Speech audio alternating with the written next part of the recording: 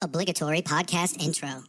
Hi-lo and welcome. This is Flipping Pages with Matt and Adam. I'm Matt with my co-host Adam, and this show is where we take all 43 letters of the alphabet, we put them in a grinder, and we each pick a letter and then pick a comic that begins with that letter. I don't know his, he does not know mine. Spoilers ahead for these two comics.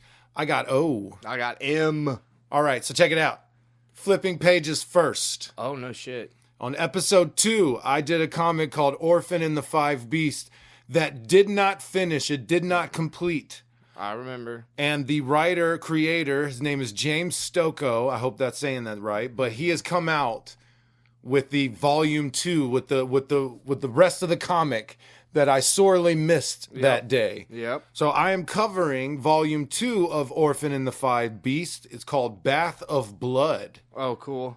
Script, art, letters, and cover by James Stocco. Yeah. He did the whole shebang. Nice. I have one of those this week, too. Nice. This is a Dark Horse Comics. Came out in, I guess this one came out in 2025. The other one came out in 2024. Oh, I didn't realize it was that recent. Yeah. Okay. So I'll do a quick overview of the first 4 comics, and then I'll get into these 4. Cool. So what this story is, there is a old master, lives in the woods. He has this specific training, the specific art style that he knows. There is a bandit king causing trouble in the land, and these 5 villagers show up and say, we want to learn your fighting techniques and style, and we want to go defeat him. A tale as old as time. So the master was hesitant and eventually let him do it. And what he did was, instead of training them wholly on the art, he trained them on specific parts of it. So the first character we meet is a guy called Thunder Thighs. He has really strong legs. And so he taught him the leg art aspect of it. So a specific style and technique that focuses on legs. Right. So that's what he does. They learn their style. They learn their moves and fighting from this old master, and then they leave. He wanted them to come back, and they didn't. They left, they killed the bandit king, and then they all spread out and went their separate ways. They were supposed to go back, and instead they spread out. So the thing with his art, essentially, if you do not give yourself over to it, basically resolve yourself to learn it, study, and practice it for your entire life. Okay. If you do not, it corrupts you. It will fester and rot. That's why he wanted everybody to come back. Yes, I need y'all to come back. And if he doesn't, you turn evil. It doesn't, not a specific time frame, how long it takes or whatever, but you will turn evil, you will rot, and you will not be who you were and essentially considered a demon. Oh, shit. Okay, that far. So when we pick up in the first volume, we meet our character Orphan Moe. Moe is the new student of the master, and he is training her completely. She knows all of it. She's not learning one aspect. She's learned all of it. Yeah. And she's a great student, but he tells her, listen, the 5 demons are out there. The previous 5. You need to go kill them. They were my students, and he explains to her the whole story. They were my students. They've gone bad. Go cut them out. Get rid of them. Right. So the first one she meets is a guy called Thunder Thighs, like I mentioned. This guy just likes to crush horses in his legs. So when they killed the Bandit King, he was like, fuck, I'll just stay here and these guys will roll with me.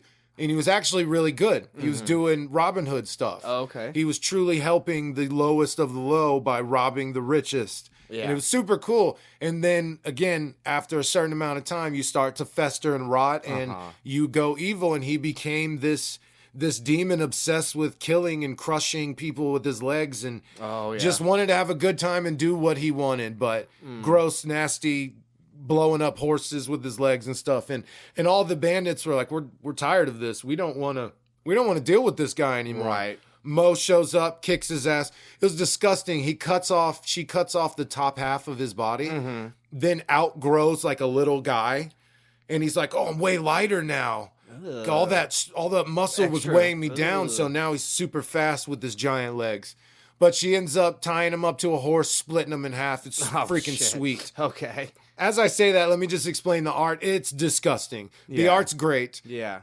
It looks like liquid television, but it is gross. It is super busy, extremely detailed. Yeah. Faces are wild. Everything about it is wild and gross.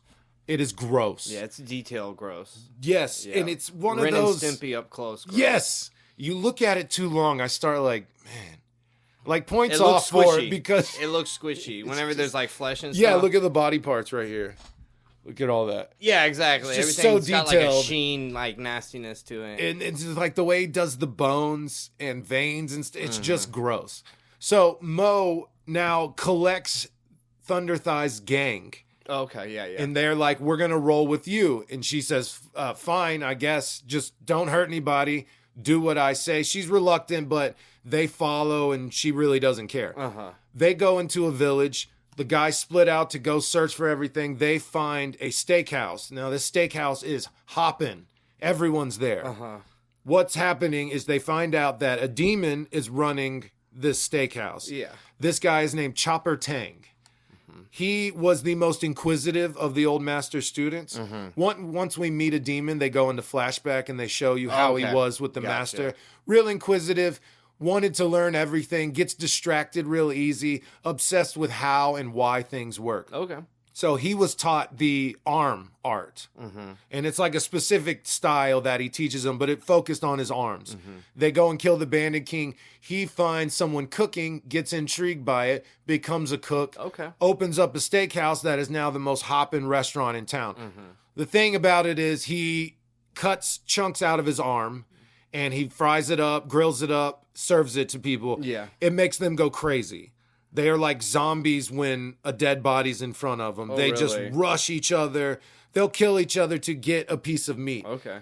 When you eat his nasty demonic arm meat, you start growing bugs inside of you. Oh, dear. To the point where the bug is big enough to like pop out of your neck and be like using your arms and legs but being a bug. Oh, damn. So the bugs are inside of you after you eat. It's disgusting. And she kicks the shit out of him, hits him with eggs, flour, breadcrumbs, throws him in a wok to boil. He grabs some salt and tosses it in because he is a cook. Yeah. And then they burn down the entire restaurant and leave. Now, the volume 2, this is where we pick up. So after the restaurant is burned down, one of her henchmen, his name is Hot Pan, he curious, what the fuck just happened? Yeah. Do you have bugs in you? And he says, no. Was I eating bugs again? Man, that's crazy. Sees the restaurant is burned down, says, we must have had a good time. She explains what's going on. She has an effigy. So when she killed Thunder Thighs, this weird statue appeared. Okay. And then she burned it. She has one of Chopper Tang, and it's like a little bug. And she says, it doesn't feel right.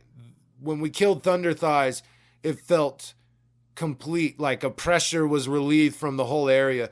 This doesn't feel like that. I'm going to hold on to this effigy. I don't think he's completely gone or his influence is still here somewhere heavy, but there is another demon here. I know it. It's the best place we have to look, so let's go. So he tells her, you're covered in blood and guts. You smell like shit. Why don't you go take a bath? Tells her to just wash the important bits in a puddle, but she declines and is, I'll go to the bathhouse. He says, yeah, we saw one on our way in on the other side of town. She says, cool. Yeah. There's a guy in the alley watching them. He takes off, head back home. He walks into a bathhouse and you see, or someone walks into a bathhouse and you see this woman. Her name is Zon. She is in the bath. It's really cool looking. I'm sure it'd be beautiful, but it does not look beautiful in this guy's art. Yeah. But she's super pregnant. Like 13 months pregnant, looking she is big. Exaggerated pregnant. Very big belly. Yeah. It's kind of adorable. But Moe walks in, sees her. Now they get along immediately. They start telling each other about their life stories. What they share is they did not grow up on a nice, quiet life on the farm. Didn't have parents, no influence, wanted to be adventurers, wanted to be out, can't have that stagnant life. And they kind of bond over this. And Moe tells her, listen, you're probably going to be a great mom. And as soon as that baby comes out, I'm sure you and the baby will be off on your own adventures, running away from the quiet life you're so afraid of. Okay. They like each other. Lone wolf and cub type situation. Very cool. Well, she has a husband, Oh. but we'll get into it in a minute. cops essentially are at the restaurant. What the hell happened here? The sergeant finds someone in a big old hat. This is an Inspector Zhao. Okay. I hope that's how you say it. Probably. That's what we're calling her. So he comes up, gives her shit. She gives him shit back. Listen, I could cut your head off right now if I wanted to, and no one's going to do shit. I'm ahead of you. I'm in charge. Clean up all these bodies. Get this shit taken care of. I got to go figure something out. What she sees on the ground is like a handprint. And every few feet is another handprint. Kind of like Thing was like hopping, right? So the inspector's there. He's getting to work. One of the guys come up and say, we have a witness. Someone saw a guy leaving after it burned down. He was wearing bells. And the sergeant immediately knows that's the Pine Bandits, which is what their gang was called before Moe took over. So let's go get him. What about the inspector? Nah, fuck her. We're going to get accolades for doing this. We're going to get some attaboys. So Moe is all cleaned up, fresh and clean, leaving the bathhouse. Her husband walks up. She introduces him. This is Dr. Chun. So Dr. Chun is really rude. My wife needs her medicine. And kind of scurries her or pushes her inside. Okay. Moe was just kind of sitting there like that was weird, but ends up going off. Now, all the gang members, the Pine Bandits, they're at a bar, and Hot Pan is telling some bullshit story about him and him and Moe killing the second demon. Okay. They all know he's bullshitting. The cops show up, and it's a big brawl outside. They start beating the shit out of each other. Moe shows up, starts kicking the sergeant's ass, and then the inspector pops in, basically tells her, listen, they weren't supposed to attack you. This guy's an idiot. Don't listen to him. I need to chat with you real quick. Right. We cut to Dr. Shun and Zan. He is what it looks like he's getting bug legs and crushing them in a mortar and pestle. Okay. Then he rubs it on her forehead. Now he sees the handprints that the inspector saw, and he lifts up the blanket and sees that it's Chopper Tang's hand. Yeah. Like the Thing. Yeah. And this is so gross, man, but they're able to talk to each other.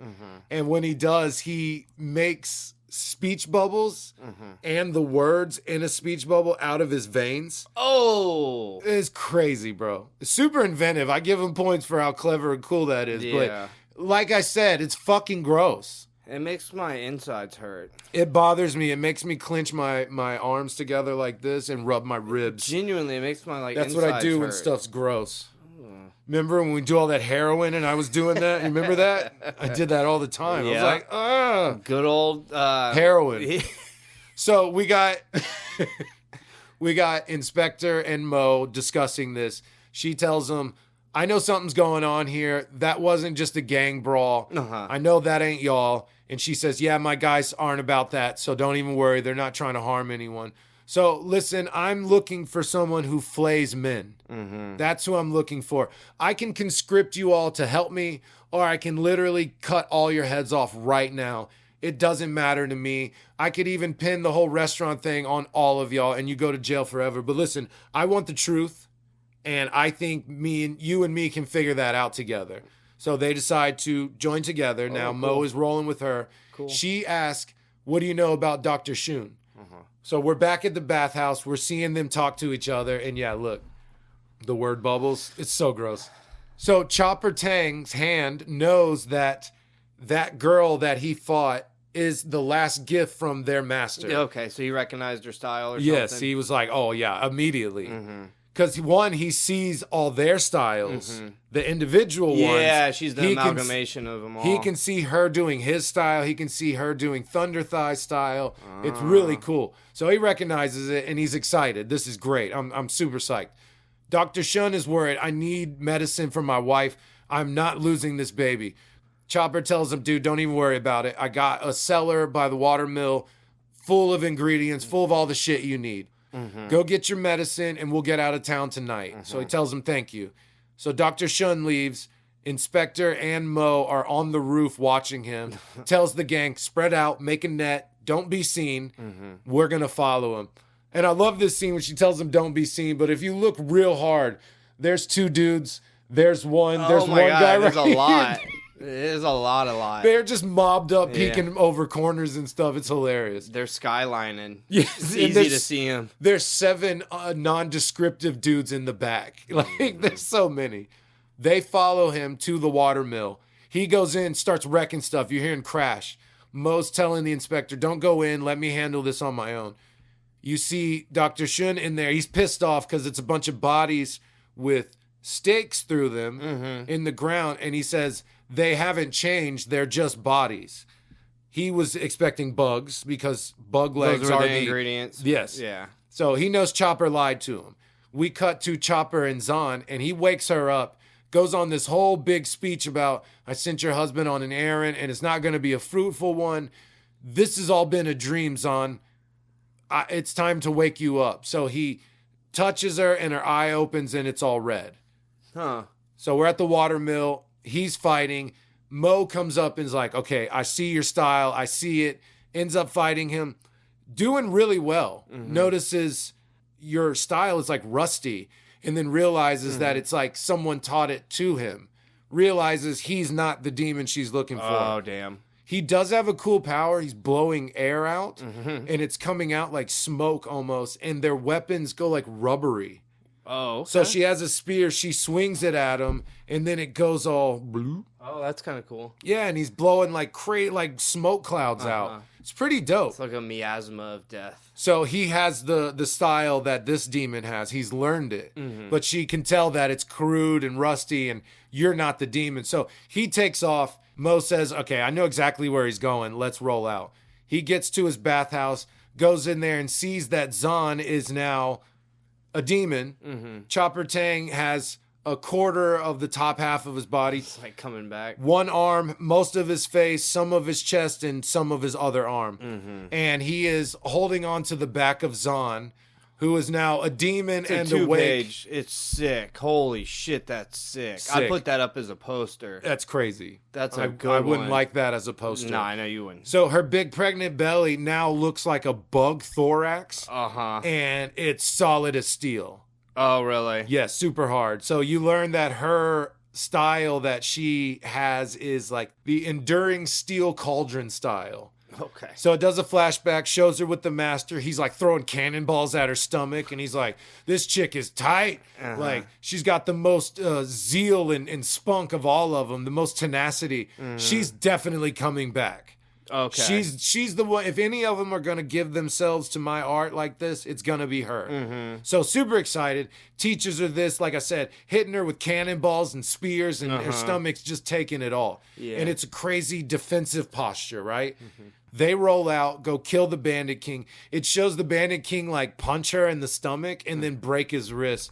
And this dude ain't no bitch. He's fucking huge. Oh, damn. Yeah, dude. It's like the Hulk. He's gigantic. After they kill the Bandit King, she meets a doctor. Absolutely falls in love with the idea of on-the-road adventures with a traveling doctor. That's all she's about. Now, she doesn't change at all. She stays Zahn, and Moe kind of wonders why. Is it because she's in love? Is it because the husband is there kind of holding it together? Yeah, carrying her burden with her? Is it her, tenacity, her single-minded nature? Or what is it? But it doesn't matter. Eventually, the shit comes. So the husband and her start getting into it. He wants to settle down, have kids. She doesn't. She kind of rebels against that as long as she can. And then, all right, fine, let's do it. She's pregnant at the bathhouse. She is months past her due date. The husband is trying to take care of her. Like, oh, she'll be fine. She'll be fine. I just need help. And Chopper Tang arrives in town and is like, hey, I got all the help you need. Check it out. Tells them about his bug people, about his gross, nasty arm meat. Tells them the bug legs are what you need, so do this. So, like I said, months past the due date. She doesn't know she's a demon. She forgets all that. Chopper wakes her up. Husband is still seeing this disgusting thing that used to be his wife with her gross bug belly and a dude hanging on her back with just miles of veins behind him. The nastiest monster amalgamation you can imagine. So gross. He's like, leave my bitch. She just needs her medicine. She'll be okay. I'm not losing this baby. Dude's crazy. So they get in a big fight. Moe shows up to the bathhouse with the inspector. They get in a big old fight. It's cool. So all the cops are attacking Zahn, fucking them up. Just I mean, she like uppercuts one and it just explodes. Like his brain comes out first and then like... Oh, that's dope. Like Fist of the North Star type of shit. Like I was mentioning earlier. I knew you would love this because I don't. I don't love this art. Oh, yeah. It's great. I like see it. I like it a lot. But goddamn is it disgusting. Yeah. So she's just fucking these cops up. The inspectors come in. They're trying to stab her. The sword's bendy and stuff. Her stomach is like harder than steel and shit. Chopper Tang gets in the fight. The inspector ends up pinning him to the ground with her sword. So it's really just Moe, a few cops, and the two inspectors, the inspector and her two kind of right-hand men or right-hand ladies. So they get big fight, super badass, not going into the fight, but Moe eventually slits her belly open. Oh, damn. And then an eyeball pops out. And an eyeball starts talking shit to everyone. Y'all are just some brittle bitches. I'm going to be breaking all of y'all in a second. Don't even worry about it. I'm about to fuck shit up. Fight continues. Now, this is where it gets crazy. The husband gets crazier. The husband gets involved, makes a big speech about how I'm going to take care of my wife. She's just like tentacles coming out of the eyeball, throwing dudes everywhere. Crazy fight. Crazy, insane fight. The husband stands up, like I said, makes his speech, and behind her, her stomach is now growing. So it's not just an eyeball. It is protruded enough that it is a big blob with arms and legs. Kind of crawling on the floor while she's behind, kind of getting drugged. She's on top of it technically, but she is getting pulled belly first by this disgusting thing. If I see it, you got to see it. Yeah, that's kind of what I was picturing. Damn. I think I did well. Just a big piece of bubble gum dragging your wife. It's nasty. With big teeth and arms and legs. Yeah, it's gross. So she's fucking everyone up. Moe comes back in. Chopper Tang is now talking to her. Yes, you're awake. Let's do this. The eyeball, Zahn, not having it. I'm going to kill you. I'm sick of your little creepy shit, all your little creepy work. I'm tired of you. Yeah. So tries to kill him. He gets away. His veins turn into like a tornado and he kind of flies out. Damn. It's so the body horror in this is pretty visceral. It's like really extremely, dude. Yeah. Extremely. Zahn sees Moe, goes to bite her and breaks all of her teeth. And she says, you're going to use my style, my cauldron style? I am the steel cauldron. Starts screaming, tentacles go off. Moe ends up getting her right in the middle of, right between her eyes, right in the forehead. The little thing flops over. It's dead. Zahn is on top with her husband, curled up in veins and just blood, snot, shit, and ass everywhere. But she snaps out of it. Moe tries to tell her, I can train you. We can fix this. No. Get out of here. I'm going to bring the building down. So grabs her husband to sit in her with the mush, picks Moe up, throws her out the door, and then the whole building collapses. And now Zahn, the demon, presumably is dead. Yeah. And I'm sure Moe's going to burn it down or something because I guess the effigy will pop up. Oh, right? That's right. So she's waiting on the effigy. Chopper Tang is vein tornadoing through the land. Yeah. He finds a little house and he thinks to himself, okay, I'll just start over. New restaurant, real chill, keep it chill. This is a great spot to start over. Goes in there, sees a bunch of dead bodies. This is interesting. And then he says, Junjo, you're back. And we see this big fuck off samurai. Dude looks awesome. Looks like a Dark Souls Sekiro boss. Okay. He's so cool looking. The end. The end? So what are we gonna? How long are we gonna wait? A year? Fucking finish again. When I started this, 2 years? I was like, I'm gonna finish this story. I got to the third issue and went, this isn't gonna finish. No. I've only seen the third demon, which is Zahn. Chopper, the second demon, is still alive. Yeah. She has technically only killed one. Because we don't know if Zahn's dead. Because the thing didn't pop up. No effigy. At least they didn't show it. Yeah. So I'll come back for part 3 in like maybe 2 years. Yeah, it seems like about. At least it came out. I didn't think it was going to happen because apparently he's known for this. Oh, really? Is doing this stuff. He'll write something and then, all right, I'm done. Originally, this was supposed to be a 4-part miniseries. And he went, no, I got something great Too here. much for a 4-part. I'm going to push this. I thought it was going to be an 8-part. It is not. It is going to be fucking 12. I bet at least 12. I hope volume 3 is the end because I want to end this story. Yeah. But I did enjoy it. I think it's super cool. Our segment, How Are the Faces? They're fucking disgusting. Yeah, they are. They're gross like everything else in this comic. I love it. It's cool. But goddamn is it gross. And I know I've brought it up a few times, but I can't express it enough. Y'all just go to Google, type in Orphan and the Five Beasts and hit images. It's worth just Google. Yeah, definitely. Gross. So that's how the faces were. They were nasty. Action was really cool. Yeah. Honestly, as far as action goes, this is some of the best action heavy. I've ever seen in a comic. It was heavy. The way it's done is, yes, it's super heavy action. It's busy too, but it's done well. Like, I can tell what's happening. Right. Oh, I know Moe is over here. Yes, panel to panel is done very, very well. So this guy nails it. Again, it was enough to bring me back. I wanted to do one because we've never done that. Yeah. And I thought something else would happen, like some like a horn or like some streamers. Like, I thought something would happen, but nothing happened. Yep. But no, I thought this was really cool. I love the idea of them slowly introducing the bad guys because in flashbacks they're silhouettes. Oh, cool. And as they get introduced, one becomes you see fills one in the silhouette. Yes, you see. That's So cool. you see Thunder Thighs and 4 silhouettes. Like a video game deal. yeah. That's cool. I think you said that on episode 2 Did as I? well. So no need to go back and listen to that one. I covered it pretty much just as long as I did on that episode because we were rough. Don't go listen to that one. Just listen to this one. Just this one. But no, this comic, this is just cool. This is just a cool. It is what I say, a kung fu grindhouse epic. Yeah. That's what it is. It is with heavy body horror. It's a grindhouse kung fu story. Heavy on the body horror. Yeah, and you know, Moe was real central in the first volume.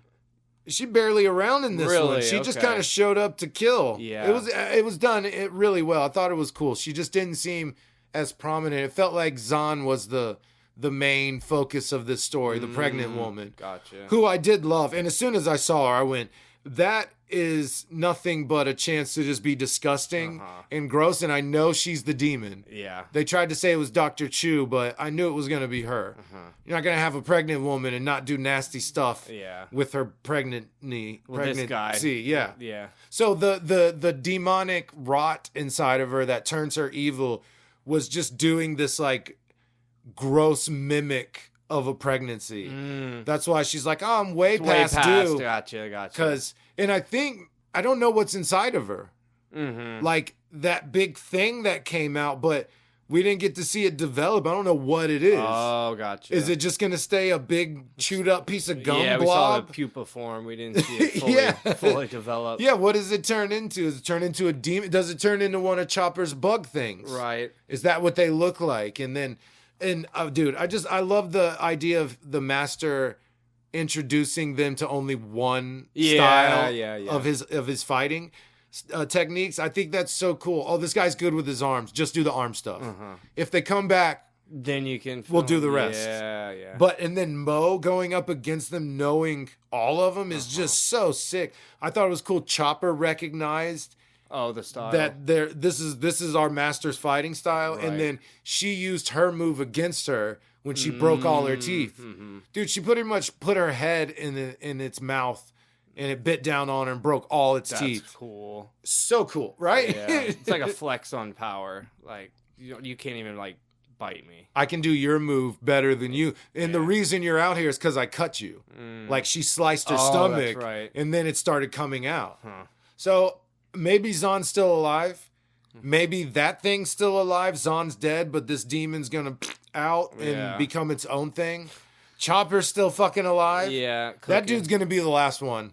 He's gonna be the last one. You're gonna think he's dead, and he's gonna. He had a lot in this comic, so maybe what's the writer's name again? Stokey. Stoko. Yeah, maybe he's like I like this character. I like this. Dude, I'm telling you, he will be the last one. Something big will happen at the end, and then Chopper Tang will crawl out. Yeah. And then Moe will kill him. Nice. And or then get her hand, bug. It'll just be a hand left. Or just a finger or something, just like nail. that. Or something grosser, like his dick. Yeah. Like his dick scooting across the ground. And she stabs it, sets it on fire.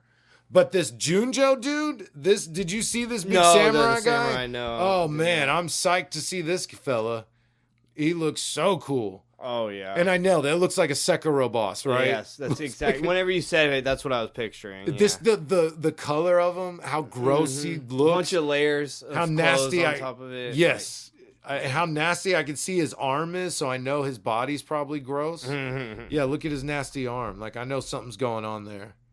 Oh, yeah, gross. And they did it on purpose. They let you know, hey, this guy's going to be weird and gross too. Yeah. But he looks rad. I love a big Jack samurai. I think it's cool. In layers. Layers. I love layers. So many layers. Yeah, it's how them supernatural boys look so good. Yeah. Jacket Layers, on bro. jacket on plaid.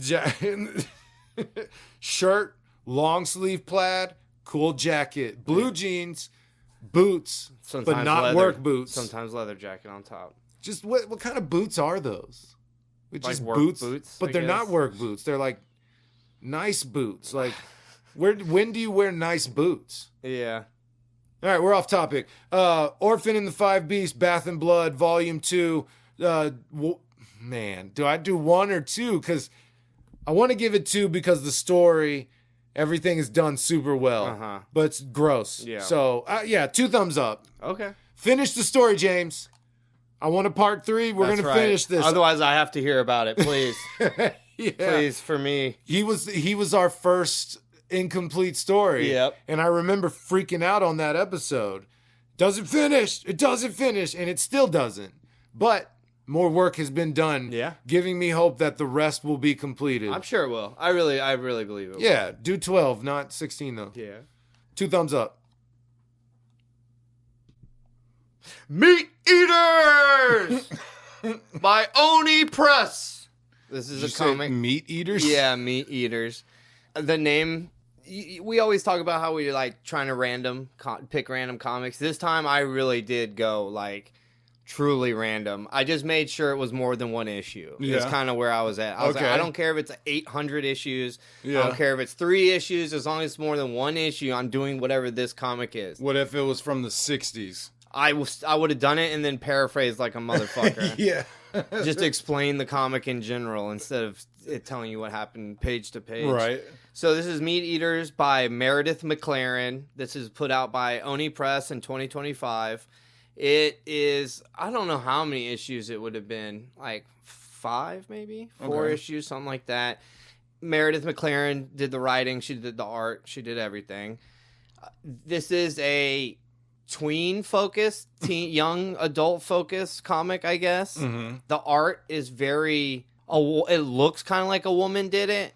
Ooh. Like obviously in all the non-negative ways that could possibly be. Still sexist, Adam. I tried to think of a better way of saying it, and I was like, nah, people know what I mean. It's very pretty. It's very simple. Very watercolory. Mm-hmm. It's not watercolors, but it kind of reminds. It's kind of similar-ish style. Okay. This is based in the modern day. I thought I would have to say that because there's a bunch of like werewolves and shit in it and like stuff like that, supernatural stuff. It's very modern day, meaning everybody's on their phone all the time. The characters in this are 19. So this comic honestly seems like it's focused on 15-year-olds. Yeah, so younger teen, right. Yeah, all the way through 100, but that's kind of like it seems like their target demographic. Right. It's a fun comic, but it's targeted. So like as long as you're not like I'm an adult man, why doesn't this speak to me? Because it's not supposed to. It's not really. It's not supposed to. I can't connect with this. Yeah, exactly. So if you're like an old dude and you're like, this isn't. I couldn't get behind the main character. It's like, nah, no fucking shit. But our main character's name is Ashley. She wakes up in the woods, bloodied and tarnished, very concussed. She wakes up concussed. See, I'm already relating to her. I've been there before. I've been there. She's in the middle of the woods, and then she bolts. So the rest of the comic, it keeps going back to that moment. Her waking up in the woods. It's supposed to be kind of like a mystery, what happened to her. So she wakes up in the woods. She like staggers back into the house, cleans up. Takes her a minute to realize that she's all bloody and messed up. She realizes she's bloody and messed up. She made it to her house? Yeah, Okay. She staggered home. She woke up in it. the woods. She lives in like a smaller town. Yeah. So there's woods like everywhere. Vermont. Yeah, there's like woods everywhere, basically, is the point. So every time somebody walks out of their house, when they go in the backyard, it's the woods. Right. In this comic. Yeah, like Vermont. Yeah, sure. I've never, that's one of the few states I've never been to. Or Connecticut. I've been there. I don't think I have.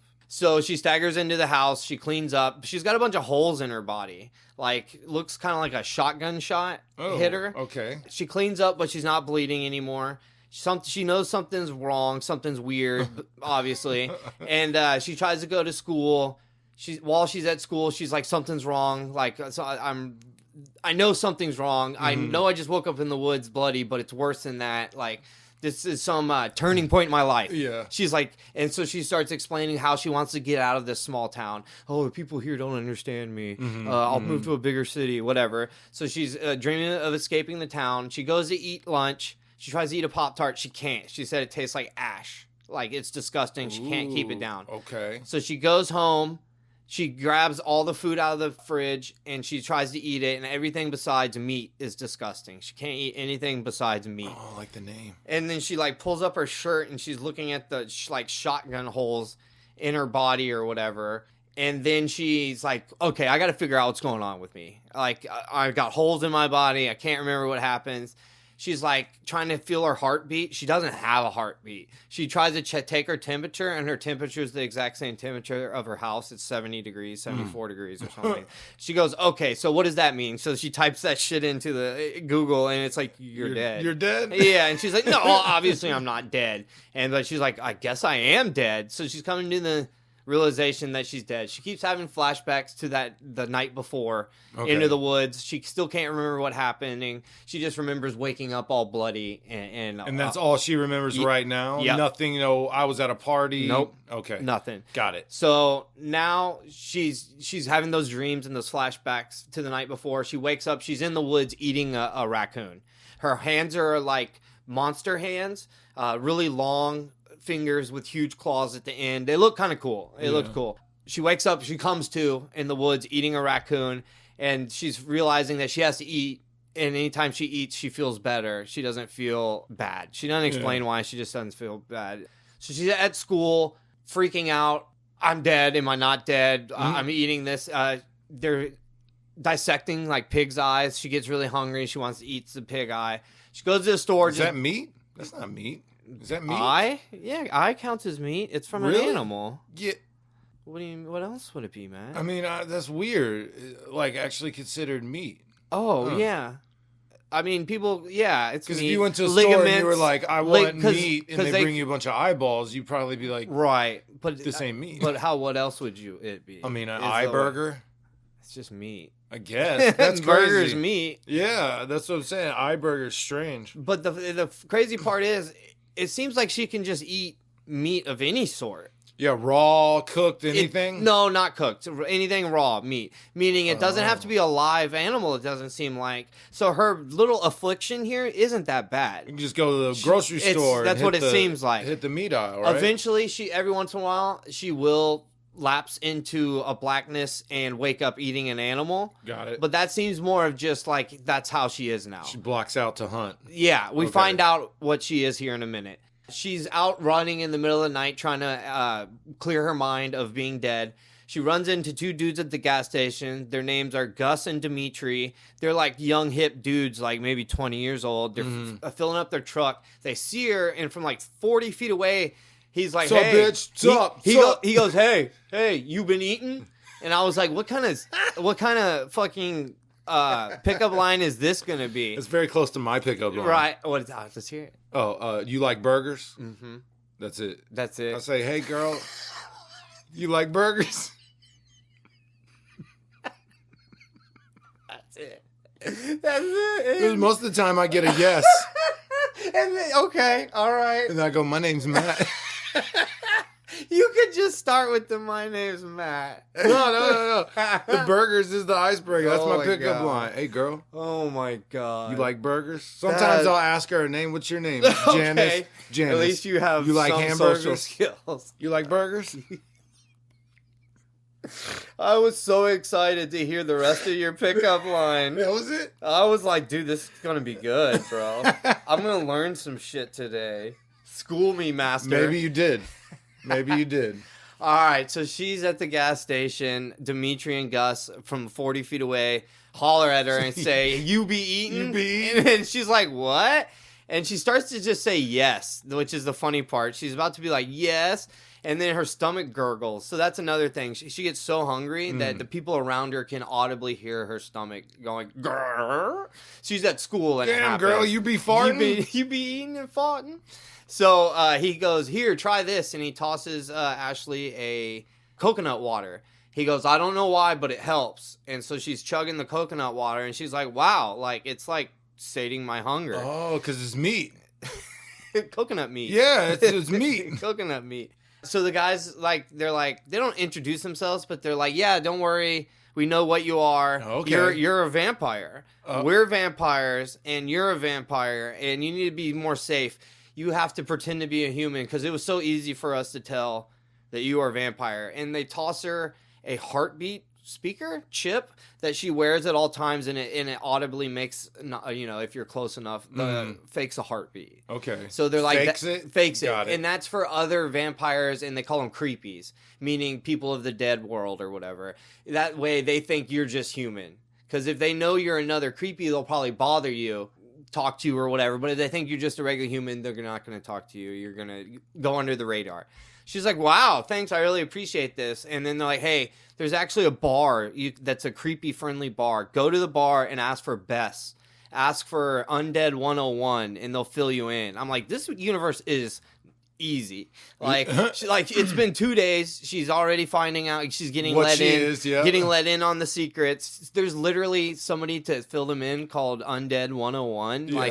That's Unless amazing. he's full of shit. That's amazing. That's what I'm thinking right here. I'm like, this is amazing. Or they're trapping a trap. her. Yeah, this guy's actually hunters or something. Yeah. In my head, I'm like, oh, that's what they're gonna eat her, or not eat her. They're gonna get her. So we gonna get you. She spends a day being like, "No, I'm not gonna go." And then the next night she goes to the bar. She gets let in, and the guy said, "No drinking." And she was like, "Yeah, no booze." And he was like, no drinking, the patrons. And she was like, "Oh, okay." She goes in, sits down at the bar. The bartender immediately introduces her to Bess. Bess is the old soul. She doesn't look old, but she's some sort of undead. They don't even say what she is, but she knows everything. Right. So Ashley's talking to her. "Yeah, I'm a vampire or whatever." And Bess is like, "No, you're not a vampire." And she goes, "Really?" And she goes like, "No, you smell completely different than a vampire. You're not a vampire. You're a ghoul." Oh, shit. I was thinking A ghoul. So, I thought Bess. I thought Bess was a ghoul. When you said they don't say what she is, it's like ghouls live a long time and they can do that shit. Right. Apparently they could change into the last person they ate. Oh, that's cool. Yeah. So she kind of explains. Ashley's like, "So I'm a zombie." She goes, No. Ghouls are different than zombies. It's not the same thing. She doesn't explain a whole lot about it, just that that's what she is and that she's different. She's very rare. There's not many ghouls out there. Oh, okay. So she kind of fills her in on everything. Hey, there's werewolves, there's vampires, there's all these things. Be aware of it. Don't bother them. Don't let them know. All this. She fills her in on the rules of the universe. While she's at the bar, she sees 2 kids from her school, Harrison and Motley. And goes, "Hey, those are kids from my school. They're some sort of creepy too or whatever." So she follows them down into the basement, and Harrison and Motley are speaking to Gus and Dimitri, the first vampires we met, and some of their homies. So there's a bunch of vampires and then a couple of the werewolves. Got it. They're down in the basement. They're talking about overthrowing Motley and Harrison, who are werewolves, the kids from her school. Are overthrowing their alpha. His name is Glenn. He's an older dude. They hate him. He's really controlling. They're technically adults. They're 19 years old, but he won't let them have bank accounts or he controls them. He's like, it's like a pack, way more of a pack than like a family. Glenn's the alpha. Yeah. But he's a bitch. He's a dickhole. Okay. So she overhears this whole conversation, and then the vampires like make fun of him. They're like, if you can't even take care of your own guy, you can't control your territory afterwards. Yeah, so, how you supposed to be alpha? Yeah, you can't do it. And so they make fun of him. Gus makes fun of him, and they get in a fight. So Harrison and Motley, the brother and sister, they're not blood brother and sister, but they're pack brother and sister, get into the fight with the vampires. And as they're fighting, Ashley comes down and tries to help Harrison and Motley by beating up the vampires. They get into a tussle. Ashley gets knocked over, and they escape. They get out of there. They run away. And now Harrison and Motley, from this point on, are like stuck to Ashley like glue. Like seriously, and like they're the werewolves, right? They're the werewolves. They're the same age as her. They go to community college together. Okay. So they're right after high school. They're all 19 years old. Right. So they're like, hey, we like you. You're cool or whatever. Can we hang out with you? And from now on in the comic, like they're stuck to them. We got you. We're your bros. Yeah, we're a pack. Basically. So she's got 2 dogs she could sick on some. Yeah, badass werewolves, and they're strong too. Werewolves are strong. I bet. Apparently, vampires are stronger because the vampires were kind of winning. Oh, they're kicking the shit out. But there was more vampires than there was 4, right? Yeah, more. There was 2 werewolves and like 4 or 5 vampires. So yeah, the vampires were winning. As after this rumble, Gus and Dimitri are mad about the fight or whatever. They are looking on one of their phones and they go, hey, look at this. My friend found this hiking in the Appalachian Mountains. We should go get it. And you're like, what is that? And then they don't bring it up right away. I was like, oh, that's clever. It's going to be later. It's going to be for later. And so remember that, everyone. So now Ashley's back home. She's having dreams of the night that she died. She's seeing other people there that weren't there. She's really confused, whatever. The next day at school, Harrison and Motley are all hanging out with Ashley at community college, which it looks like high school. Like in the way they treat it, it's just like extended high school. They're carrying backpacks and hanging out, got lockers and shit. Yeah, they're supposed to be adults now, and it's exactly like high school. We love it here. That's so weird. No wonder she wants to get out of her town. Yeah. Sounds like it sucks. So Motley and Harrison are hanging out with Ashley. They're talking about how they really need to get rid of Glenn. They need the bank accounts. So if they can, they want to just get their money and then leave Glenn instead of having to kill him or whatever. So Ashley's doing a bunch of like research, following Glenn around, sneaking up on him, trying to get the codes and whatnot to his bank account. And then Glenn's not a moron, so Ashley's a 19-year-old untrained girl, so she just gets caught immediately. And he's like, "Hey, what are you doing? I'm guessing you're friends of my children. Like, what the hell's going on here?" And so she's like, "I'm sorry. They didn't tell me or whatever."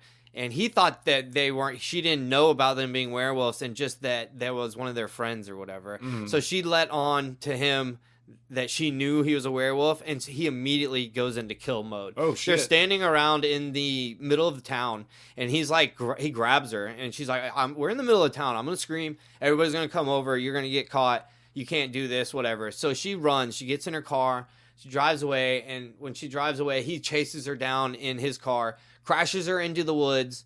They're in the woods. He is stalking her, and he turns into his werewolf form. Way cooler than any werewolf I've ever seen. Not ever, but it made, the rest of the art made you think, because the Motley and Harrison, their werewolf forms are very like cutesy, like furry type look. They're not scary. Yeah. But Glenn, he's got like exposed muscle and stuff around his throat. Let me see him. Yeah. See this fella. Hold on, let me get a good shot of him. Yeah. His arms hang down all the way to his feet. It took me a second to realize what I was looking at. His tongue hangs out all the way. His throat is exposed muscles. That's cool. His hair's really, really long and shaggy. When he opens his mouth, it looks like there's no skin in it. That it's just muscle tissue inside his mouth. Cool. Lots of strands, ligaments, and sinew. Yeah, sinew and sinew. Stuff. So she gets into a brawl with Glenn. She's doing all right, but she doesn't know she's strong yet. Yeah, I was curious about this. She doesn't understand that she's actually really powerful. Yeah. So she's like using like stun guns and mace on him and shit. And he's about to get her, but Motley and Harrison come out of nowhere and start fighting their dad. While they're fighting, they're getting the whooped. They start getting whooped. So Ashley runs her car into Glenn and then pulls an axe out and is going to like chop his head off. And she tells him if he doesn't leave and leave them alone, that she'll chop his head off next time. And he's like, I don't believe you. And she's like, chops right next to his head. And he's like, okay. After that, there's a whole bunch of pages of her like being sad about it, or like just conflicted about what she had done, what she was going to kill him, this and that. She starts looking up witch stuff, like protection spells. So she starts putting witch shit to protect from Glenn, because Glenn's still out there. Yeah. She's worried about it. And now Harrison just guard against all supernatural stuff. Yeah, she doesn't even know if it works or not. Right. She just says, I looked it up, and since we're real, maybe this is real. Yeah. That's how she justified it. Yeah. And so now Harrison and Motley are actually glued to Ashley, because Ashley is officially the pack leader. I was gonna say she didn't let them do it. She defeated the pack leader, so now she is the pack leader. So now they're in her house. She's like sleeping, and they're just letting themselves into her house. By the way, she still lives with her mom, but her mom's out of town 99% of the time. Okay. That's how they justify her having her own. You know. So now they're like, what are we going to do? Let's go to a party. And she's like, what? Like, we just like almost killed your pack leader. And they're like, yeah, but now we can have fun. Like, we never really got to have fun before. We got some money now. You're the pack. We're allowed to have money. You're the pack leader. Let's go have the parties. And so not a big part, but some of the rest of this comic is them like trying to go out and be social and dragging Ashley out to be social, because she's like even less social than they are. Yeah. And so boys hit on her. Oh, she doesn't like that. Oh, everybody's getting drunk. Everybody's getting drunk. It's annoying. So like all the standoffish. True. I like this girl. The wallflowers. Yes. It's their experience of parties and stuff. But now she's actually starting to have fun. She's hanging out with Motley and Harrison. They're kind of actually becoming like a crew now. She's worried about Glenn coming back. She's like super scared, and she finds a deer in the woods completely ripped apart, and she goes, oh no, Glenn is still around. Yeah. She's worried that Glenn's going to come back and kill her. They have a lot of fun. They go drink. They go to parties. Like I said, it's actually a big part of it. It's them trying to be social and have a life. Yeah. She finds the dead deer. She's worried about Glenn. She's trying to hide the deer for some reason, which is stupid because it's in the woods and deer die in the woods. I don't understand. She gets caught by the sheriff dragging a deer around. Somehow everybody finds out she was dragging a deer, and she used the excuse that she was going to eat it or cook it for venison or whatever. Yeah. And so everybody at school, meaning this junior college, are gossiping about it in the hallways. Real college, they'd be like, who the fuck is that? Not in a million years would they know. She did what? Listen, I don't care. It's a small town. It's a small town. That I'll give them does that. probably factor in. So now she's worried about Glenn. She's worried about the police. She's worried about her social life. Yeah. Whatever. She was just having fun. Now everyone thinks she's a weirdo. Exactly. Then she hears on the radio that a body has been found in the woods. She goes, and it's Glenn. Oh. Glenn's ripped apart, and just like the deer was. Oh, shit. And she's like, oh, damn, it wasn't Glenn. Like, she was positive it was Glenn. And so she talks to Motley and Harrison. She's like, yeah, I thought it was Glenn, blah, blah, blah. And they're like, he would never be dumb enough to leave a body in the woods. He would eat it all. He's the one who taught us, and we're better than that. No, obviously it's not Glenn. And she was like, I thought... and she was like, they were like, you didn't talk to us about it. If you just said something, we would have told you. So it's another one of those tropes in fiction where if someone just said what was going on, asked. Yeah, it would change the whole plot. I guess. The story couldn't story then. Exactly. So they're explaining to her like, no, like it's not Glenn, and she's super worried about it. She's like, we need to take care of this, whatever. And they're like, why are you so worried? Like, what's the deal? And then we get reminded of her in the woods and something happening in the woods. Now we're seeing that there was two men in the woods and in her dreams, and they both had guns. And then in a separate part, they talk about in the background how men were found missing or were missing for months, and they're having a candlelight vigil for them. And so you start connecting that these two dudes in the woods that went missing have something to do with Ashley's rebirth. We start putting together that the shotgun, she had like shotgun wounds on her. That's as far as we go for details with what happened to Ashley that night. Just that we know that, they confirmed that, yes, it was those two dudes. They shot her and she died, and then she killed them. Turned into a ghoul. That's what they kind of implied. They don't show it even in a flashback, really. They just show their decaying bodies at one point. Okay. Ashley goes and visits their bodies. And at this point, she knows what happened. She's like, has figured out what had happened. So she's like mad at him. She's like, I hope you don't deserve people being worried about you, whatever. So they imply, yes, those dudes killed her. And then she killed them or whatever. So those were bad guys, basically.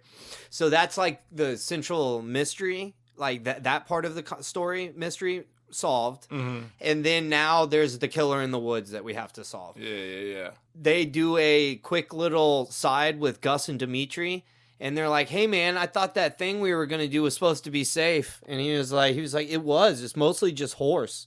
And that's all you find out about that. So the killer in the woods is Gus and Dimitri's prank from the beginning of the comic. Whenever they got in that fight with Ashley and Motley and Harrison, they got mad and they got on their phone and they found the thing on their phone and it was going to be a prank. And so what they did was they got an egg and they took it out into the woods and they put it in the woods to hatch and live in the woods. And it was supposed to bother Motley and Harrison because that's where they hung out or whatever. Okay. Whatever. It's stupid. It's so stupid. And so you find out it's some supernatural being with the upper half of a horse and the bottom half of a spider, but it's a carnivore. Yeah. So it just kills and murders people and animals and whatever. This is their prank. Egg? Yeah, this is their prank. This is Gus and Dimitri the vampire's prank. Okay. They think this was going to be a funny little cute prank, and it's just people monster. are dying. Yeah, a literal monster. So now Gus, Harrison, and Ashley do one more party. They're at a party. They're supposed to be having fun. While they're having fun, they hear that kids are going out to the woods. Mm-hmm. And they're like, we got to go. Yeah. Ashley's like, we got to go protect them, whatever. So they go to protect them. They're out there in the woods, and they see the horse spider abomination come out of the woods.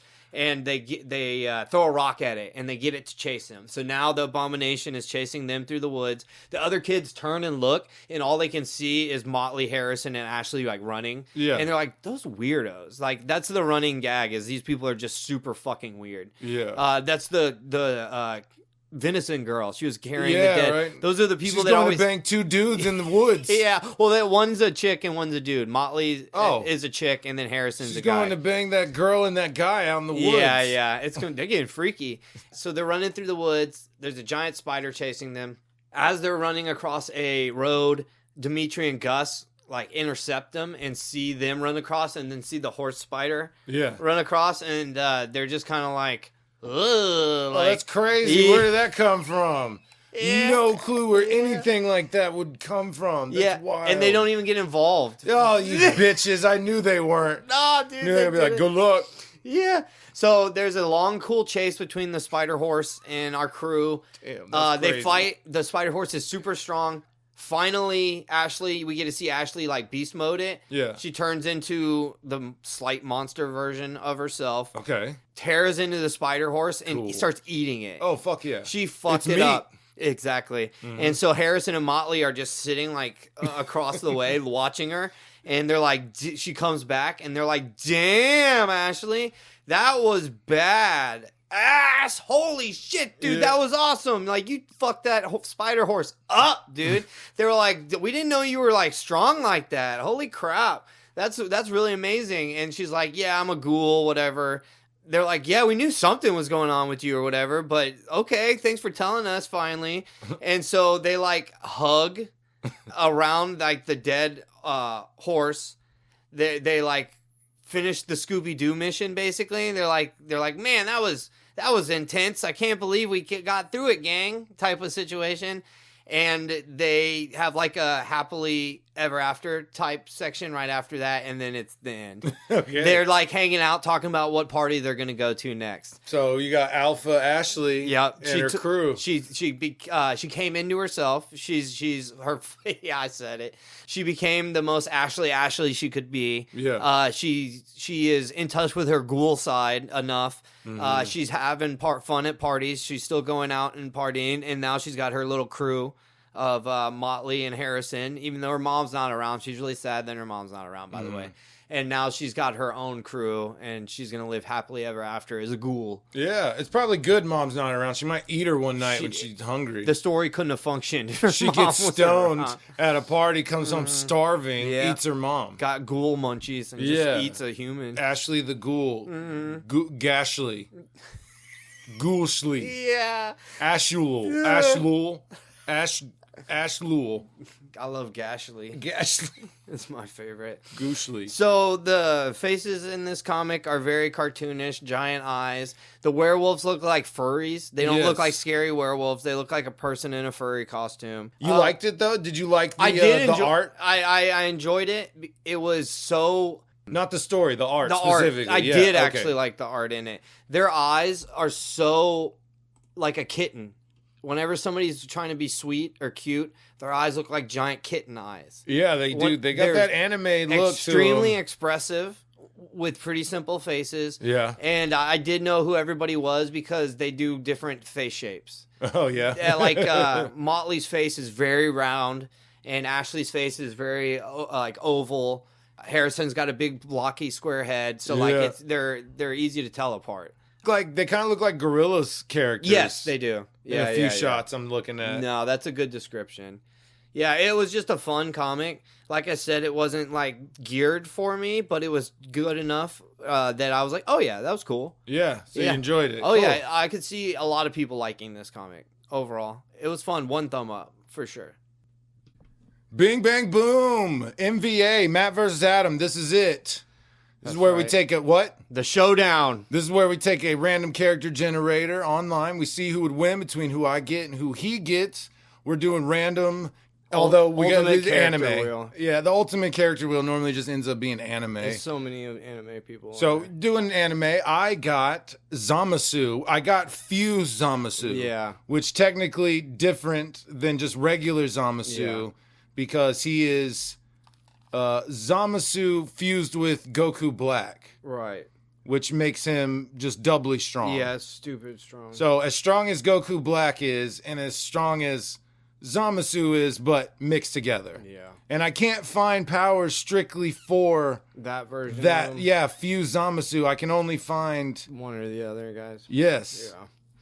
Well, I got Kenjaku. On the surface, you're like, yeah, that guy's kind of strong, but of course the Fused Zamasu just like wipes the floor. And because I don't know shit about Kenjaku. Yeah. So I just spent the last Jujutsu Kaisen. I just spent the last 2 minutes reading about him and realizing he's actually really badass. Yeah, no, he is badass. But I mean, you take Krillin or Yamcha into a lot of these universes and they're clearing it by themselves. Yeah, I've seen that. Right? I mean, Krillin's so strong, dude. Oh, yeah. As for a human, like, I think he would clear the entire Naruto verse by himself. I think he'd clear the JJK universe by himself. He might have trouble with Gojo, I guess, the main dude who's super strong. But, right. I mean, then that's saying just a regular human. You put a Saiyan from Dragon Ball against any of these universes and it's over. Yeah. And I have a person who is, one, on the level with Goku, are strong in his own right. Mm-hmm. Another character who is going toe-to-toe with Goku and Vegeta at Super Saiyan Blue. Mm-hmm. And then those characters fuse together. Yeah. You can do yours. Yeah, so ability to switch bodies, reality warping within barriers, mastery of barrier technique, master strategist, manipulation, combatant, dream manipulation, gravity manipulation, blood manipulation, cursed energy, cursed spirit manipulation, idol transfiguration. So the cursed energy and stuff is just is nasty. The other thing I wanted to read up on was the prison realm, a special grade cursed object containing a barrier capable of sealing absolutely anything or anyone inside of an inescapable pocket dimension. So that's my one thing that I have that I think would actually make sense to stop you. Right, that's your best chance. That's my thing. Yeah, but you're not. So like 1 out of 4,000. I saw you, and I had 4 seconds where your butt itched or something. Yeah. And you got distracted, and I was able to use my prison realm and increased the gravity, whatever, trapped you in there, and then I was able to walk away and not get smushed. Okay. Like this. Yeah. I mean, that because within that world, though, I've seen them create a barrier or a domain. And even within it, with their crazy power, they still have to fight. Like, the other guy is not just tied up. So I've seen people go into other people's domains or barriers and fuck shit up.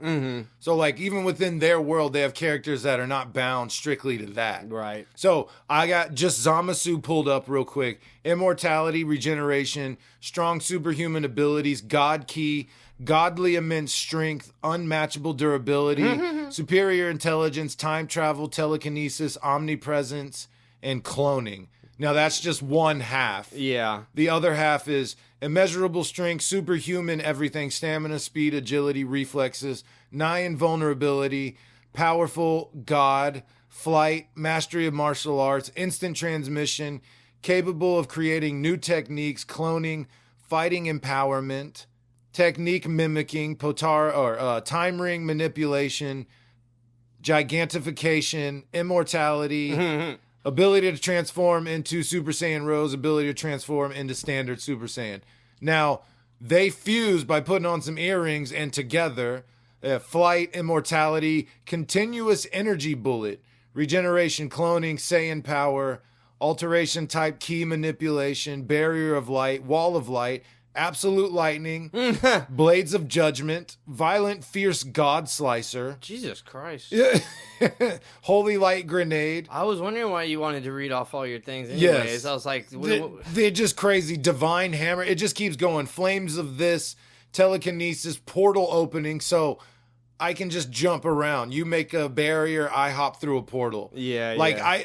even with the barrier, I truly think this guy has no chance. No, he doesn't. Because that guy, Goku's up there against Superman and shit. Yeah. And this guy was fighting Goku. In multiple stages. Fought him as Goku Black and then fused and fought him again. Yeah. I mean, obviously you know who wins, but still, it was tough for him. It's one of my favorite arcs. So this is one of my favorite bad guys ever, and I'm glad that he won. That is nasty, Adam. It is 57-49. No way. My goodness, man. Jesus. But it's cool because you don't care, right? No, I don't care. You don't care at all. No, not at all. Hey, you ready for random reviews? I am, sir. Let's do some random reviews. This is our segment, Random Reviews. Where we don't review a goddamn thing. There it is. There it is. I don't have much. I watched Pirates of the Caribbean. Yeah, I saw 5 minutes of it over at your house. Oh, yeah, you was there. That's right. Hey, man, the first one's good. All right? The first one's really good. And you know what's funny is I truly don't know what makes that first one good. Like, I like Pirates. So seeing a modern day with good CG, good effects, it looks amazing. Good pirate story, actual pirate. And then on top of that, you have the supernatural aspect where they're undead. Yeah. They're skeletons in the moonlight. That is so sick. Jack Sparrow is still capable in that first movie while only being slightly goofy. I asked my wife to, let's pay attention, let's find when Jack Sparrow crosses the line of cool, capable, and kind of goofy to mainly goofy, still capable, and not really that cool anymore. Yeah. And it happens about 30 minutes into the second movie. Yeah. They get stuck on an island, and the tribes people are trying to eat him, and he has like a bamboo stick wrapped around his back, and he falls like 10,000 feet from the top of a mountain and lives, and it's just absolute nonsense. It's silly. And that's where it changes gears. I still like the first 3 Pirates movies, though. Just something about that supernatural pirate world is so cool. And it hurts me every fucking 5 years when they come out with one. And I go, this could be so cool. Yeah. And it wasn't. Pirates has a weird fandom, bro, because so many people love Pirates movies, but there's not a Pirates fandom to be spoken of. What do you mean Pirates in general? Like the movies. Just them Those specifically. Movies, yeah. Like, people, they always make money. They do. It's like Transformers. People only slightly talk shit about them, which is hard to do nowadays. Yeah. And they're still not like a Reddit where there's 400 dudes arguing about how awesome. No, it pirates definitely are. is. I feel like Transformers. That they have the Because people go see it, and then you don't hear anything about it. They're just whatever. Oh no, people talked about the Transformer movies way more than people talked about the pirates. I'm sure we could find Fandom YouTube, but wise. yeah, I think you're right. You'd see more Transformers hate fandom at that wise. time. Yeah, oh yeah. But maybe they just respected the first three so much that the last two gave them a pass. Yeah, they were just like, yeah, we weren't expecting much, and it wasn't that good. I guess. I do yeah. remember people being like, 4 and 5 suck. Really. 4 and 5 suck real bad. I just don't remember people talking shit about them that They, much. yeah, I guess they did. Not as much as other stuff. So yeah, that's yeah, what I I think mean. you're Just compared to other things. I think you're right, but I think maybe they get the pass. Hey, man, the first three That were must be great. it. For batting average, it's pretty good. Yeah. 3 out of 5 were good movies. Yeah. That's pretty good. There's Look only at 5 Jurassic of them. Park, dude. They're like 1 for 7, Yeah, you think so. 2 for 7. There you go. Yeah. What's your number? What's your second one? Which one do you like? I like the second one a lot. Oh, okay. A lot. Okay. Jurassic World wasn't bad either. The first one, it was all right. Of So- the new series? Yeah. Yeah. So yeah, two or 3 out of 7. Yeah, 2 for sure. 2 for sure. Yeah. Because Lost World was fun. It was so much fun. But that's a horrible batting average. That's terrible. That's a Yeah. terrible record. True. So having 3 for 5 is pretty good. Yeah. And like I said, just the whole concept of it, I think, is really cool. And 4 and 5 had great bad guys. You had Ian McShane as Blackbeard, Mm-hmm. and then you had Javier Bardem from No Country for Old Men as undead ghost pirate again. Yeah. It was crazy sick. Yeah. So- he actually looked menacing. Yeah, he was cool. And he's Yeah. just popping up in front of you, spitting that black pudding everywhere. Yeah. Gross. Spiral. So gross. It was so cool. But bad movies. They were bad movies. Yeah. First 2, though, pretty cool. I like Davy Jones. Mm-hmm. I think they do a good job of like keeping the scale. It's very large. Yeah. Everyone's separated. Yeah. They're all getting towards a goal. And it's not so corny like the later ones are. Mm-hmm. How did we end up here? Well, it was really cheesy and dumb. Yeah. They're still taking some care at this point to try to make a good Right. story. I agree. Yeah. So, yeah. yeah, those are all right. Reviewed. Reviewed. All right, so I don't know how much to talk about this thing because, okay, I'll just get into it. There's this Vault Comics comic called Money Shot. Mm-hmm. It's called Money Shot, and I was like, that's funny. And the front page is all like suggestive. The cover's like sexy suggestive shit. And I'm like, okay, Yeah. well, whatever. It's a Vault comic. How dirty could it be? Super fucking dirty. Oh, yeah? Yeah, just not penis and vagina. That's just what they don't do that.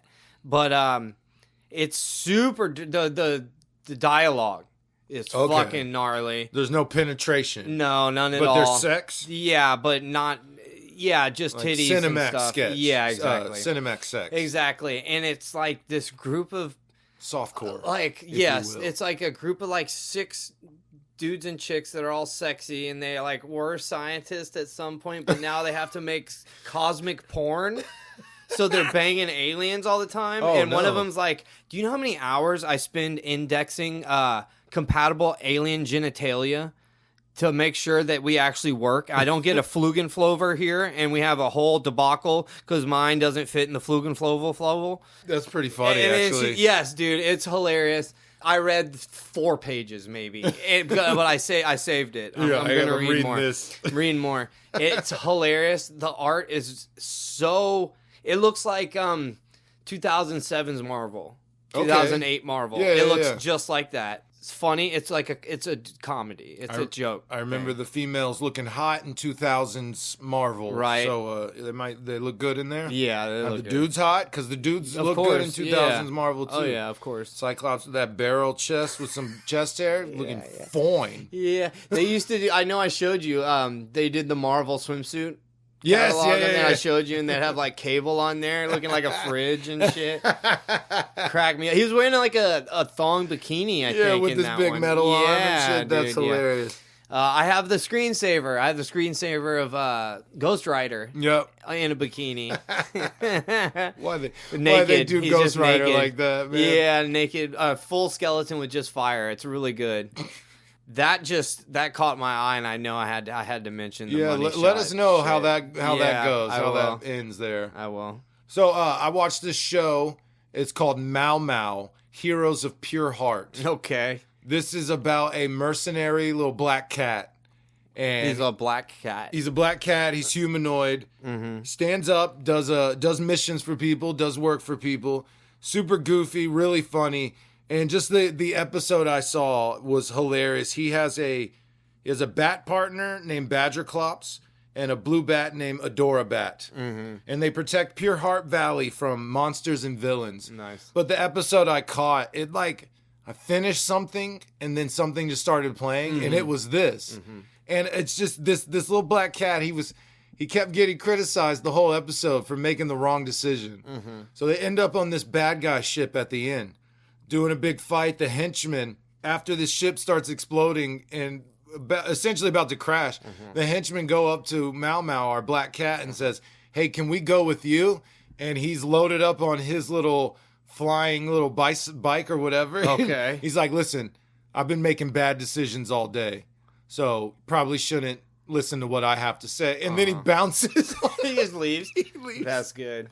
I was dying laughing. I thought that was awesome. The ship crashes, and he asks everyone if they're okay.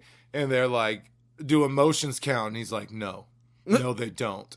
And then that was the end of the episode. But the whole, I've been making bad decisions all day and just bounces on him I was like, this show's great. Yeah. So I truly think, I hope the rest is as funny and they well can thought live up out as to that joke. Yes. That's awesome. That was a great joke. It was great timing, great scene. I thought it was hilarious. Yeah. Also, a mercenary black cat is just pretty cool. Yeah, that's awesome. And he looks badass. Oh, really? Yeah, I he pictured really him really does. cute, not badass. No, he's cool looking. Let me see. Yeah, look at him. Oh, okay. He is cute, but he looks badass cute. He's cute, but yeah, just like a black cat with green eyes Yeah. and red armor on. He's rad. He looks like fast. He looks quick. The name's Mao Mao. Mao. But yeah, it was a cool little cute funny show. That's awesome. I watched this. It must have been on TV. No, I don't know. One of Investigation Discovery or something like that. All right. It's called Building Bad. The cartel building tunnels under the border. Crazy. The narco subs. So the subs they would bring cocaine in that would actually go under the water. Drones. This is the older show. So this is probably 2017 show, and they're already talking about how important the drones were at that point and stuff. Oh yeah, for both sides, yeah, right? Exactly. And they were just talking about how they would just duct tape drugs or whatever to the drones, and then the cartels were duct taping bombs to their drones a long time ago. I didn't realize they were doing it that long ago. Would, yeah. So they're doing that a long time ago, but then it'll also be drilling into a bank vault. How they did that, and so the show more focuses on the technology and the tactics and the tricks that were used. That is very intriguing because you got to think about it where the general mobster story is 20s, 30s, 40s, 50s and stuff. Right. Where it was a little bit easier to get away with stuff. Yes. No cameras, no Big cell time. phones, no nothing. And the fact that mobsters and gangsters and criminals have had to keep up with the times. Try to adapt? Yes, adapt in a world where it's a complete surveillance state. Mm-hmm. Everything we do is seen. Everything we say and type is logged away somewhere hidden in a server room. Can you imagine before fingerprints? Dude. Or pictures? How did anybody get caught for anything ever? Dude, take me to the 20s. I'd be the most Fucking famous morons. bank robber you ever saw, and no one would ever have known my name. It's called a mask, Wear guys. a fucking mask. It's called a mask. We get heated about it. This bothers us. It bothers. We've talked about it before. In the 20s, they wanted the people to know who they were. They wanted people to know who they were, so when they went to a bar or a bowling alley, people were like, oh shit, that's that bank robber. Yeah. Stupid. Dumb. Put on him. Damn, that bank got hit again. That sucks. Masks and gloves, and you're a phantom. And you don't go to the bar or the whorehouse and immediately tell every single person what you just did. Like you show up in a brand new car. I'd like to buy 8 new Cadillacs, please. Rob that bank, leave town. Yeah. Go across 2 states. Mm-hmm. You won't see anyone ever again. Never again. Nope. I'd make a tear across America. Come home rich. Never hear from me again. It would be easy. Yes, it would actually be easy. You'd just be cruising, see a bank, and be like, I'm going to go hit this real quick. Rob it. We can. How long do we have to stake it out? 8 hours, one day. Let's wait one day and see what their schedule is. I've been here 30 minutes and I'm ready to go. Yeah. Yeah. So yeah, no, seeing that these people have to adapt, and it's cool. It's so intriguing and interesting. One of the best ones was in Italy. They were mob bosses that lived out in the woods. They would, part of the pride of being one of the mob bosses, it was not leaving when you were wanted. So meaning not even leaving like your town or your province or whatever. Like, I'm the mob boss. The police know me. Yeah. And I'm not really allowed to leave because my men won't follow me anymore or whatever. So first they started going up into the hills and building little cabins up in the hills. And then they would find them, this and that. And then they started doing like hidden rooms in their houses. And that was pretty good. But then they started doing tunnels to bunkers, to interconnected tunnels that connected the entire town. Yeah. So you could actually just get away. That's crazy. They could go under and get away. Whole towns, this little tiny city, more like a town, it only had a few hundred people, had 4 miles of tunnels under it. Holy shit. Connecting every part in like multiple ways. And the citizens have no clue, No, right? they do. 100%. Oh, they knew? Yeah, because you need people to dig, and you need this and that. Plus, those people live there. The bomb boss lives there. That's not some place you, like, keep your mouth shut. Yes. Shut up about the tunnels. Yeah. If you want a job, come ask me. So it's digging. Building Bad was what it was called. Cool. Super interesting. Hell yeah. I restarted Percy Jackson season 2. Oh, there's a show? Yeah, I brought it up before. I watched the whole first season. They follow the book. Okay, I remember you saying the book thing. Yeah, because the movie sucked. Yeah. They were bad. I hate that actor. He's not a good actor. Percy Jackson? Yeah. Wait, in the movie? In the movie. Logan Lerman? Is that poor boy's name? I think that's his name. That poor boy. Hey, he was in Fury. He was good. He was good in Fury. Oh, yeah, that's Fury was a great film. It was. Because of the tank, the guys in the tank in World War II. They softened that story from the real story? Yeah, we're not talking about Fury, though. We're talking about Percy Jackson without Logan Lerman. Yeah. But no, they just follow the book. My dad loved the books. I remember that. And he got me to read the first one at least. I don't think I read the second one. Maybe I started it, but it was a fine read. So, but seeing it, I feel they did well. Oh, really? Like beat for beat, they kept all the important shit, said all the things they were supposed to, set up bad guys and reveals well. Oh, really? There's a couple characters that have major parts in the show that weren't in the movie because they had big parts in the book. But it's fine. I mean, it's a corny Disney teen That's show. What I was think wondering what the scale of it was. It's cool, but then you're like, oh, this is kind of cheesy and corny, and then they're fighting this like winged demon that's like breathing fire, and it's like, oh, well, that's pretty fucking cool. Okay. I mean, I like the story. Percy Jackson, I think, is a cool character. In the books, he was really like, fuck the gods. Oh yeah. He killed Medusa. He chopped her head off. He put her in a box. Taped it up and mailed it to Olympus. Nice. It was like open immediately. Nice. And then they were like, they got pissed. They like did something to him in the books. They're like, hey, this is for the Medusa head, asshole. Yeah. Don't be doing. We're gods. Don't be doing that shit. Yeah, we're the ones who fuck with you. And y'all. he's like mooning them, like eat it. Nice. So he's cool. And I don't know. I just like the story. It's fine. It's fine. It's fine. That's all I got. All right. So there was that's all I got. That's real interesting, Matt. So when I was younger, there was a OVA that they used to play on Sci-Fi Channel like a lot, and it was called Iria, something bounty hunter. It's from 1994. It's like a 70-minute OVA. Something bounty hunter, or like a Japanese word? Iria, something bounty hunter. I don't remember. Okay.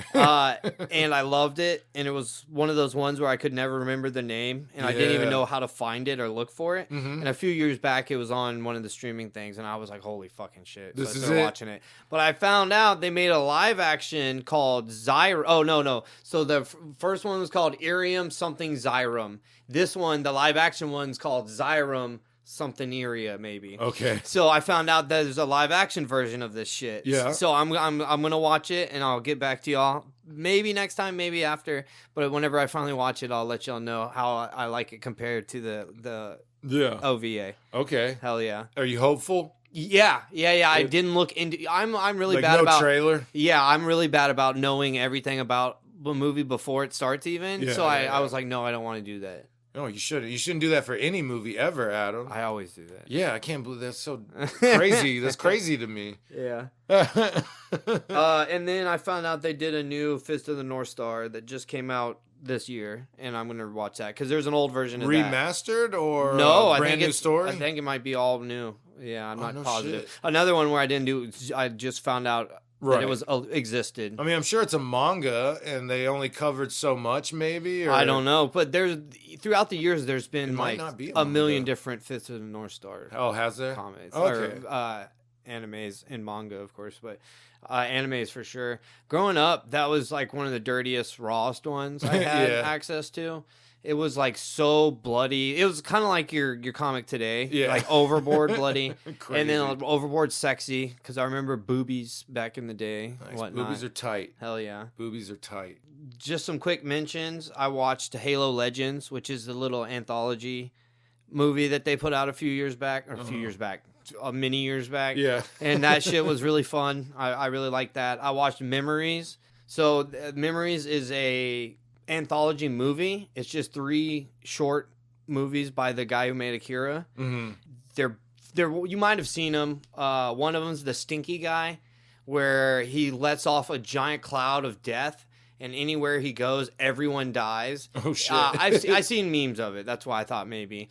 But that's just beautiful. I absolutely love that. It's called Memories. It's amazing. It's on Amazon or something. Art is beautiful. Oh my god, drop dead. All like hand drawn, insane. Cloud was beautiful. But everything. Got it. This just is gorgeous. Hey, I like beautiful art. I might look at it. Yeah, it's good. It's good for real. And then Robot Wars and Robot Jocks, which were 2 terrible, terrible stop motion robot movies from back in the day. Yeah. Giant mechs. They both had giant mechs. Robot Jocks was all the country of the world's decided to stop having wars, and instead they have one mech versus another mech, which is just genius, amazing.